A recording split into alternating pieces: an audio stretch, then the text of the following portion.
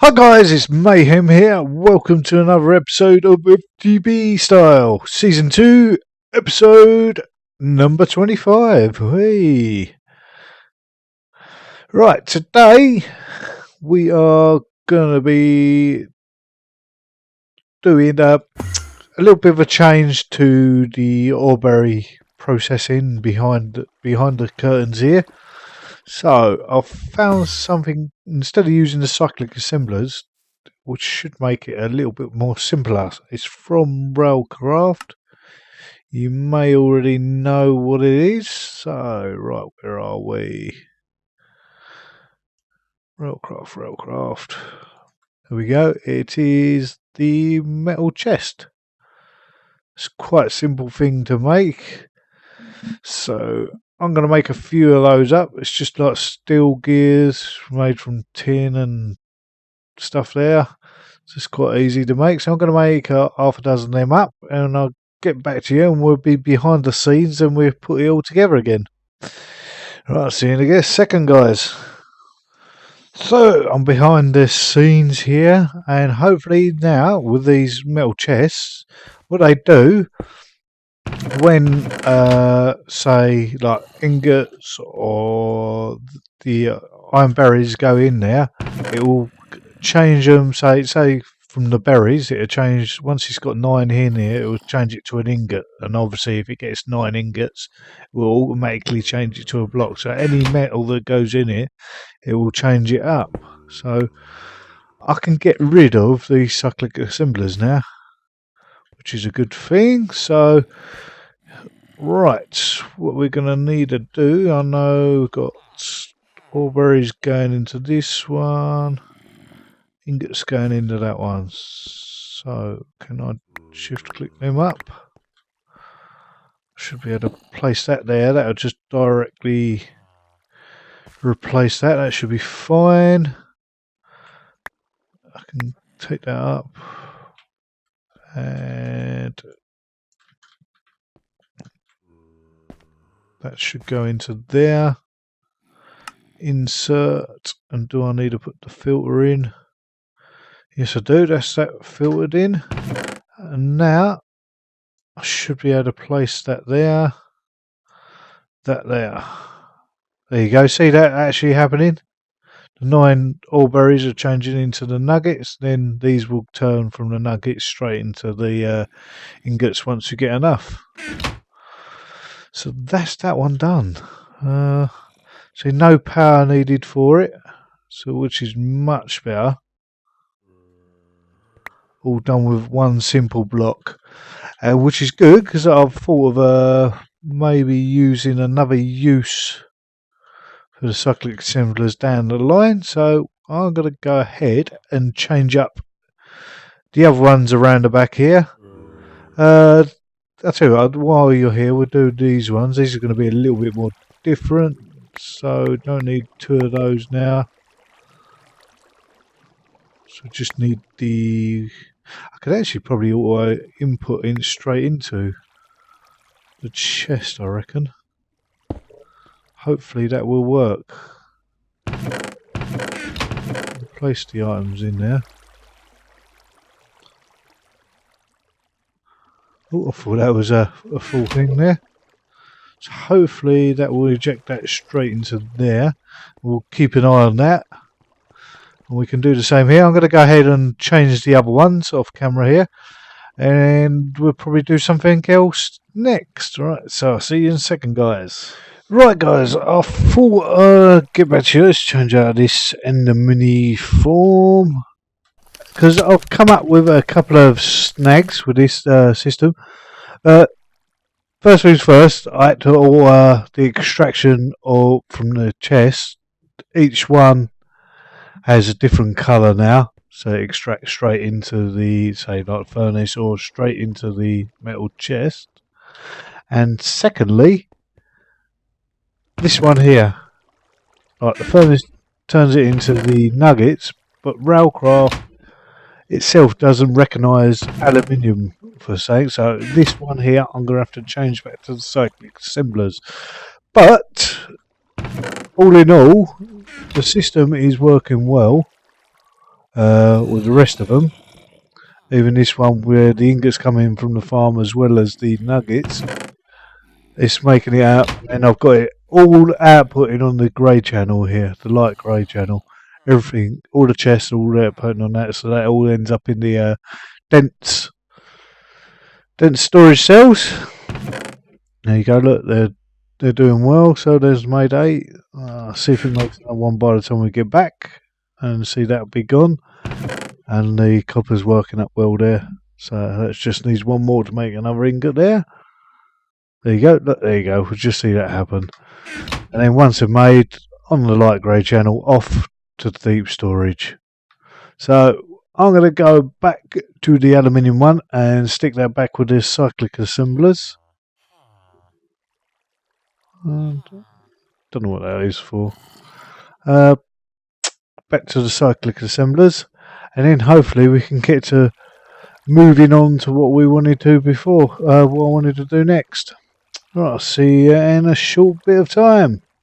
Right guys, so in the MAYHE room, you can see I've added some more ME drives to it, then not connected up yet, but anyway, behind here I've got the 8 cyclic assemblers that I saved from the ore berries, and plus one extra I made as a basic one, just to even it up here. We are only going to use the actual 8, so that was a good saving from there. What we're going to do today is making bedrockium ingots, hopefully. Let's make a bit more room behind here. See, let's clear some space here. So I've got me cables from my system to up to there, and now let's bring them over a little bit further. So it's here, and right, what I think we need to put on is export buses onto them two, and we'll set those guys on the config, which is the back, to insert there, and insert on these ones, and then I believe hopefully we can put in here we cobble, and that should start inserting cobble into that guy there when I've got it all set up. Lovely. I need the blueprints out. I think they're blueprints. No, schematics they're called, sorry. Schematics. We'll grab those. And we'll put the schematic in that one. And we'll configure that one to be making compressed cobble. And also on this one we'll do the same. Schematic there. Compressed.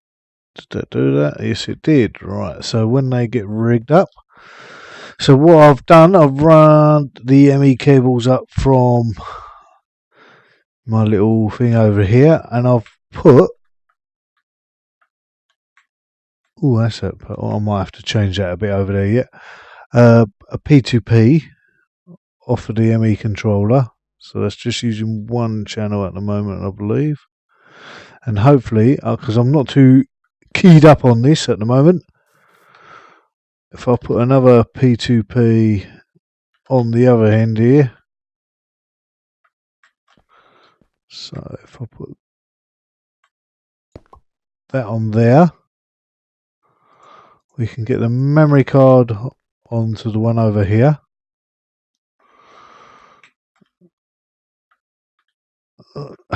We're in it. I believe you shift click on that, it saves the settings, and we'll run back over to the other one, in the hole here, and just right click with that one, it's loaded settings. So now I should, in theory, should be using less. Oh, you nutter. I didn't even mean to do that. Alright, let's start again. I wanted to put a smart cable here. P2P again. Back on there. and load the settings again. There we go. We should only be using 2 channels because we're just using the P2P there and a P2P there. Now we can get the cables. So how many we're going to be using here? Just 2, so we could use these 2 guys. Do I need to come further over with this? They can oh no, they're being put in internally, so I can run these guys up the back here and straight in there, and they should be inputting cobble straight into there, I believe. Disabled, yeah, they're disabled. So why is it not dragging it in? Inputting on the back.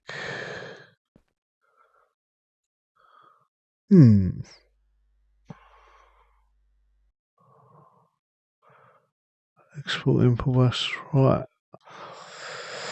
I don't know what that is. Oh, that's why it's got no power at the moment, has it? I need to create a little loop around that to get some power. So I forget what they're called. Let's go over to my system. There we go. Let's get applied energistics up. We need, where are they? Some of these quartz fibre, that's it, quartz fibre. I've got loads of it made up. If I run over here, I can place, I believe, on the side of that a quartz fibre, and then swap that over, and I should be able to connect to that, and that should get power to this now. That should be all working. It says hope the cobble's going in. No, it's still not. I don't get why that's not now. Well, I'm gonna go off for a bit, see if I can figure this little conundrum out, and then I'll be back to you shortly. Right, I've figured out what it was. It was a quite simple fix. Just in here, this P2P wasn't getting any power, so I put one of the quartz fibre there and a cable there, and now it's got power. So those guys over there should be rocketing now with compressed cobblestone, which, well, yes they are. So now what I want to do is output these guys here to the bottom, both of them, and the next 2 input from the top. There we go, they're flying. There should be a couple of seconds there. Oh no, input's blue. There we go, they're flying in, so we need to put a schematic in each, and on the schematic we'll get this compressed and put those into double compressed. That's it, they should start making. Lovely. Same again here. There we go, put those in there. That's that making. They're full up, let's chuck them in there, don't need that. Now, once again, we go configure it to output on the bottom, input from the top,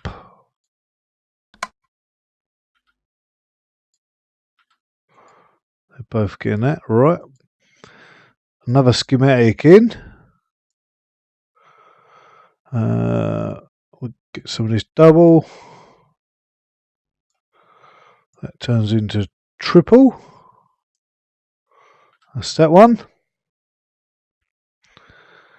Schematic. Double into triple. There you go, that's that lot done there. Now, this is where it starts getting a little bit complicated. Have I got any cable on me? No, I haven't. So I'm going to need some item cables.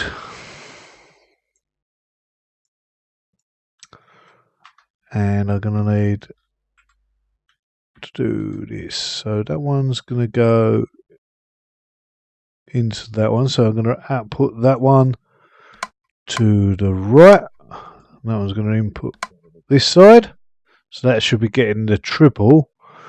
Now on the triple one we need a schematic in, because we need to turn that into the quadruple one. So this is where that goes. That's making quadruple. This may be in the way now. I might need to shift it over because I need a little bit of room now. So I'm going to quickly do that, and then we'll get on with the next part. So I've shifted that over now. Run a power cable up here ready. So what we need to do now is that's going into that one now. So that's got the quadruple. From the quadruple we need to output that to the top. So that needs to accept from the bottom. So that's getting the quadruple. And I need to put a schematic in there ready. And now, so what do I need to do here? So that one, triple, turns it into quadruple. So now I need to set this one to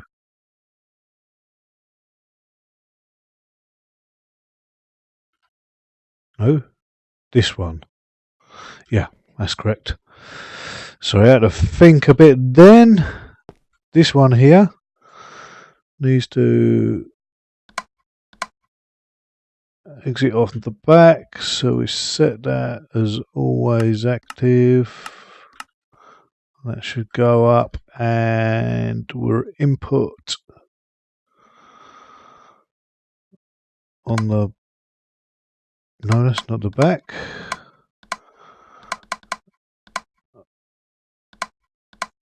So, oh yeah, alright, we're input on the purple one on that one.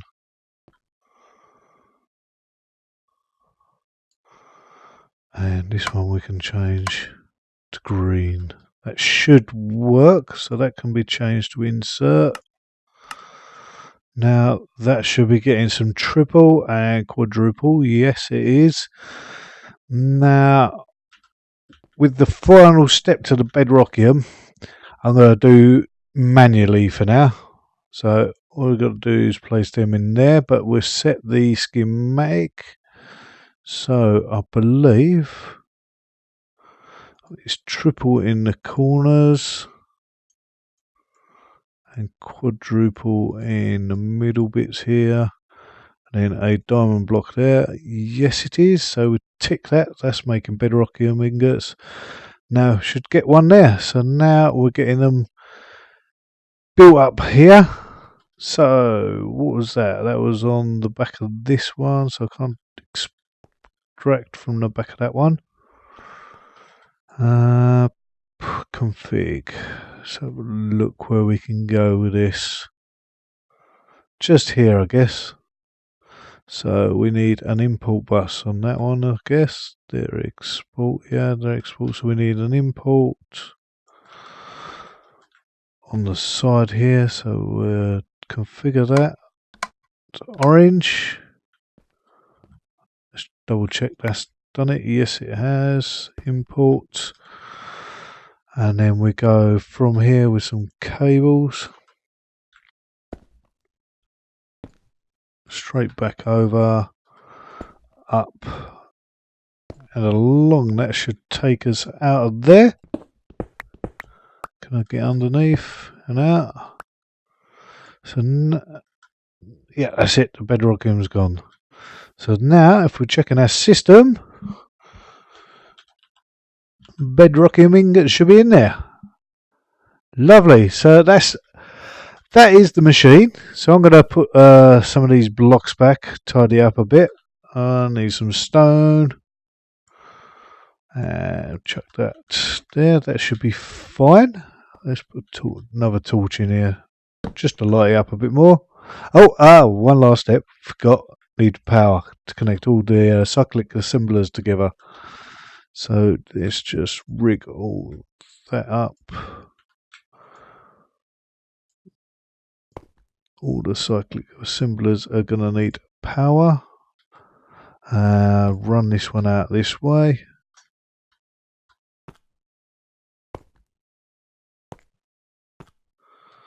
And one there, and one there. That should be all of them getting power now.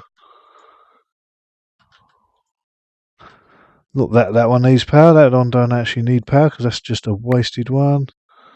Let's check this one. That's gaining power, yes.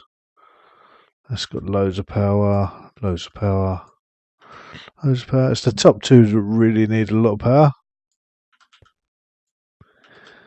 Right, that's it now. So I can close that up finally. And that's not even hardite. That's not even stone, that's hardite. Looks the same.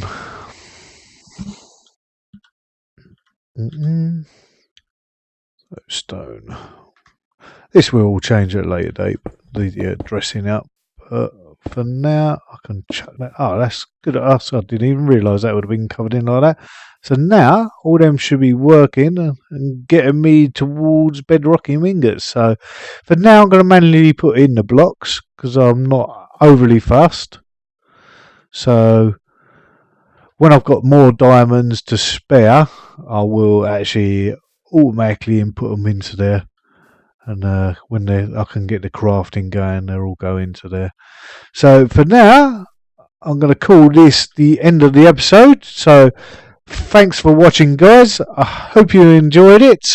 And that is the bedrockium ingots. And I'll see you next time, guys. Bye-bye.